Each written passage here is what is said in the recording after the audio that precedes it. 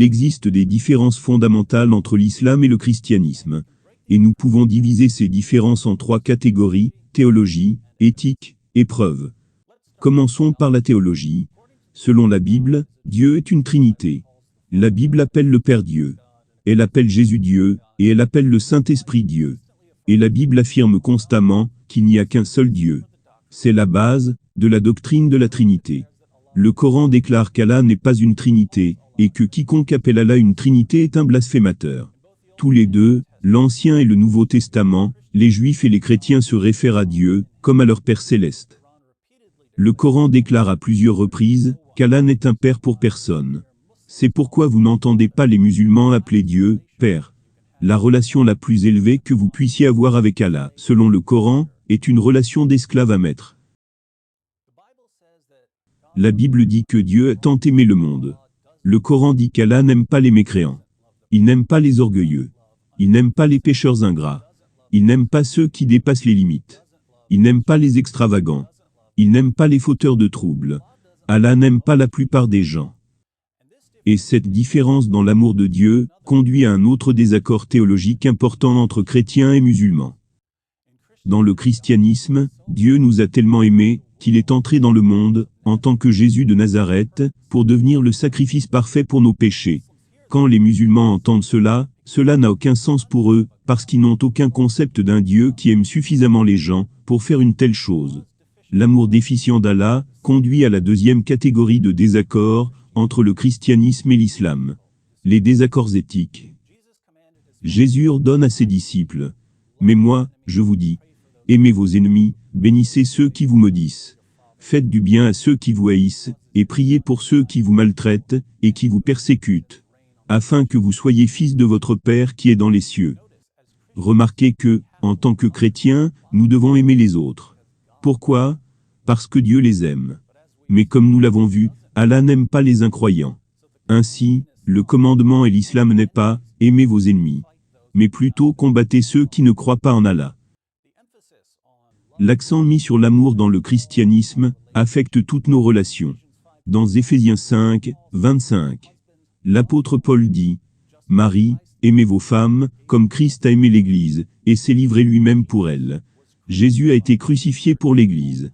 Et Paul dit aux maris d'aimer leurs femmes de la même manière. Dans le christianisme, les maris sont censés aimer tellement leurs femmes que nous devrions être prêts à être crucifiés pour elles. Dans l'islam, Allah dit que vous pouvez battre votre femme pour la soumettre. Une attitude très différente envers les femmes. Et cela revient finalement aux différences dans l'amour de Dieu, dans le christianisme et l'islam. La troisième catégorie est la preuve. Dans le christianisme, nous avons de bonnes preuves de ce que nous croyons. J'ai grandi en tant qu'athée. J'ai commencé à étudier le christianisme parce que je voulais réfuter un chrétien que je connaissais. J'avais compris par la lecture et les discussions que les apôtres fondaient leur foi sur la résurrection de Jésus.